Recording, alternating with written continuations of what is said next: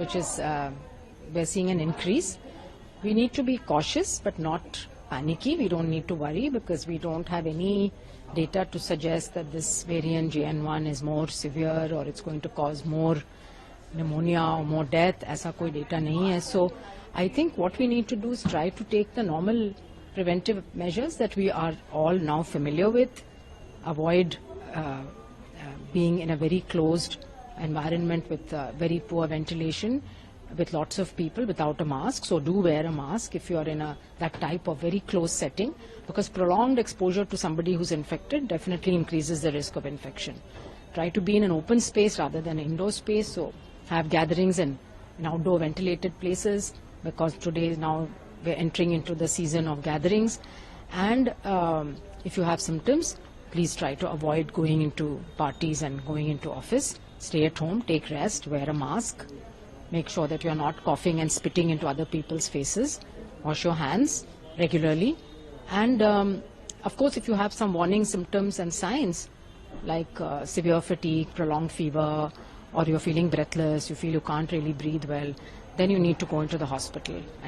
Ma'am, do you think this particular variant, that is Omicron? Yes. So we're all now very familiar with Omicron because we've had it for now around 2 years going around. I think most of us have also been infected by Omicron. So it's the same family, so not much of change, but 1 or 2 new mutations which have come up. And that's why I think WHO has said, let's keep a watch on it. It's a variant of interest. It's not a variant of concern. So I think we need more data, we need to monitor, we need to step up the surveillance. But at this point, no need to panic. And what about hospitalization? Do you think if the hospitalization is going to increase, if the number of cases will increase? See, when number of cases go up, then there's always a small percentage of people who need to be hospitalized. So if you have 100 people with infection, 1 person will need to be hospitalized. If you have 1 lakh people, then 100 people need to be hospitalized. So that way, you will see that there's an increase in people getting sick. But hopefully it's not going to come to that.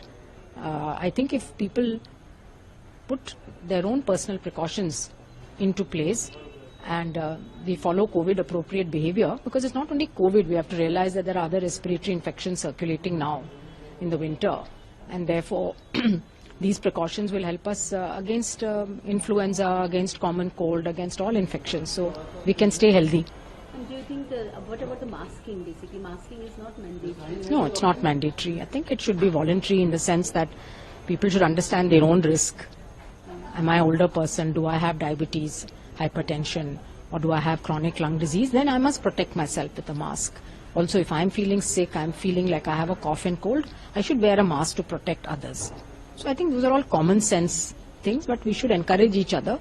Shouldn't laugh at somebody who's wearing a mask. I think it's certainly a good practice. In many countries, you see that everybody is wearing a mask in the winter months. If you go to Japan, you'll find everyone is wearing a mask, especially when they're in public transport. So there's nothing wrong with, it's a good practice to do that. Ma'am, as we've seen that, the number of cases of this particular variant JN.1, the number of cases increased during the time of some event in Goa. So because of the tourism also, it is a tourist place. Do you think at this point RT-PCR should be mandatory for the travelers at international airports?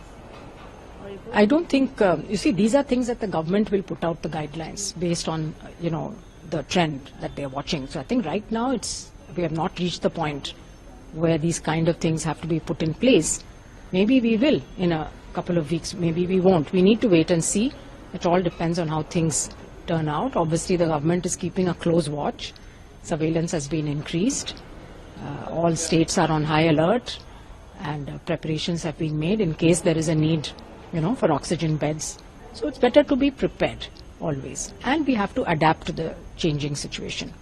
Yesterday there was a meeting, so what trend has been noticed if we talk about other countries, like 36 to 40 countries are facing this? Yes, I mean it's similar to what we've seen in the past, one country identifies it, then other countries start reporting it, and then gradually over a period of weeks, if that variant has some properties which make it more transmissible, you'll see it increasing. This is what has happened with JN1. It was 0.1%, then it became 1%. Now it is 30% of all sequences which are globally being deposited in GISAID.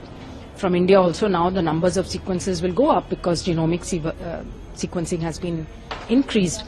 So it's what is expected. It's nothing unexpected, and we knew that COVID will continue to mutate. It will continue to produce new variants, that we have to continue to be watchful. So it is playing out as it was expected.